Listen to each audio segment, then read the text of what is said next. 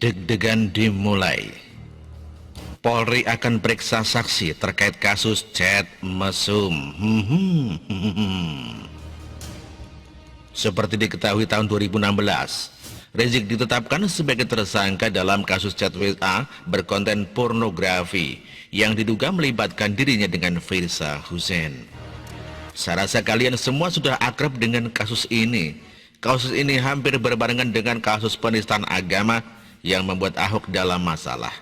Kasus chat ini pula yang dianggap sebagai alasan Rizik kabur ke Arab Saudi. Meski alasannya adalah diundang kerajaan Arab Saudi untuk umroh sebagai tamu istimewa, dan setelah 3,5 tahun lamanya dia berdiam di sana. Pendukungnya juga menuduh kalau kasus ini terlihat dipaksakan sebagai ajang balas dendam karena Ahok di penjara. Tetapi beberapa waktu kemudian kasus ini di SP3-kan. Saya lupa alasannya kenapa, yang jelas SP3. Hingga akhirnya dia pulang kembali ke tanah Indonesia, melakukan kesalahan fatal menantang negara, menjadi tersangka. Dan sebuah kejutan, SP3 kasus chat ini malah dicabut kembali. Adalah Pengadilan Negeri Jakarta Selatan yang mengabulkan permohonan pra-peradilan terkait SP3 kasus chat mesum itu. Hakim memutuskan untuk mencabut SP3 kasus mesum tersebut dan bisa dilanjutkan ke tahap penyidikan. Sang penggugat berharap putusan pra-peradilan tersebut bisa ditindaklanjuti oleh Polda Metro Jaya agar semua jelas dan tidak ada lagi prasangka bahwa ini settingan untuk memojokkan ulama atau kriminalisasi, dan kepercayaan publik terhadap Polri tercipta kembali. Artinya kasus ini segera dilanjutkan dan diselesaikan.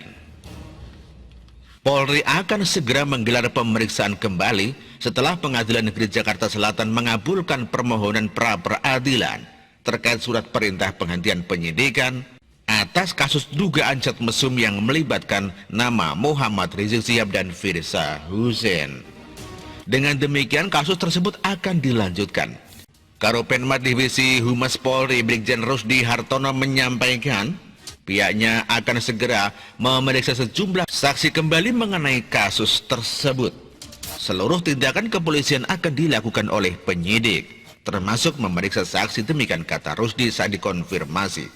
Siapa saksi yang akan diperiksa masih belum jelas dan belum ada keterangan lebih lanjut. Yang jelas akan ada tersangka. Artinya ada peluang Rizik kembali menjadi tersangka untuk yang keempat kalinya. Kalau memang nantinya dia dianggap bersalah setelah proses penyidikan. Satu, pra-peradilan Rizik telah ditolak, yang artinya akan disidangkan terkait kerumunan di Petamburan. Kasus Mega Mendung belum ada kelanjutan berita, begitu pula dengan kasus Rumah Sakit Umi. Ini bakal menarik karena mulai begitu nanti disidangkan dan jadi konsumsi publik, mereka bakal tahu Rizik itu orangnya seperti apa. Selama ini dianggap panutan dan terkesan sebagai orang yang sangat suci, malah terbongkar semuanya secara terang-terangan. Semuanya akan dikuliti. Bayangkan betapa malunya Rizik saat itu, meski kita tahu orang ini dulunya tidak pernah punya malu. Apalagi publik pasti sangat menunggu bukti-bukti seperti apa yang akan diumumkan nanti. Kalau tidak ada bukti baru, tak mungkin kasus ini bisa dilanjutkan, bukan? Apapun yang berbau link pemersatu bangsa pasti sangat ditunggu banyak orang dan dinanti-nantikan. Deg-degan sekaligus tidak sabar, pasti ada sesuatu yang baru di kasus ini yang mungkin bisa menciptakan efek wow. Apalagi kasus ini dianggap dapat menjatuhkan wibawa Rizik.